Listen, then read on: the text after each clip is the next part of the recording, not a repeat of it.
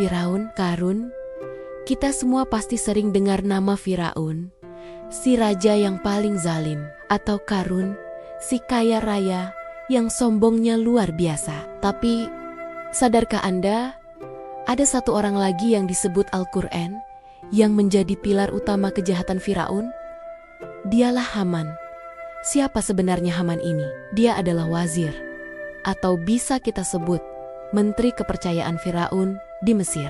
Haman ini bukan tokoh sembarangan, teman-teman. Al-Quran bahkan menyebut namanya secara spesifik hingga 6 kali. Ini menunjukkan betapa penting perannya. Haman adalah otak di balik proyek-proyek besar Firaun, terutama proyek-proyek yang menindas dan menyiksa Bani Israel. Dia adalah simbol dari kekuatan politik dan keahlian pembangunan yang disalahgunakan untuk kejahatan. Dia bukan sekadar pengikut, tapi arsitek kezaliman. Puncak kesombongan Haman dan Firaun tercatat dalam sebuah proyek yang benar-benar gila. Firaun, dengan keangkuhannya yang sudah mengaku sebagai Tuhan, ingin membuktikan kepada rakyatnya bahwa Tuhannya Nabi Musa itu tidak ada. Dia pun menoleh kepada ahli konstruksinya, Haman. Seperti yang diabadikan dalam surah Al-Qasas ayat 38, Firaun berkata, "Hai Haman, buatkanlah untukku sebuah bangunan yang tinggi, supaya aku dapat naik melihat Tuhannya Musa."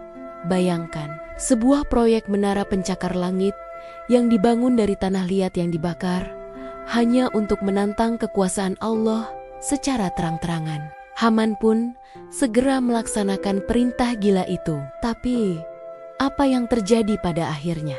Haman adalah penasihat yang selalu membisikkan kejahatan di telinga Firaun. Mendukungnya untuk menolak ajaran Nabi Musa, ia ikut merencanakan penindasan, bahkan pembantaian bayi-bayi laki-laki Bani Israel. Namun, semua kekuasaan, jabatan, dan kemewahan itu sama sekali tak bisa menyelamatkannya. Saat Firaun dan bala tentaranya dengan sombong mengejar Nabi Musa dan kaumnya yang menyeberangi laut, Haman ada di sana. Dan akhirnya, ia tenggelam secara hina bersama Firaun dan seluruh pasukannya di Laut Merah. Kisah Haman ini menjadi pelajaran yang sangat berharga bagi kita semua.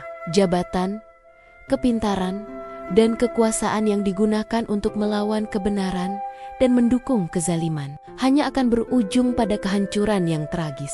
Jangan pernah menjadi Haman modern, menjadi pilar bagi kezaliman, sekecil apapun itu.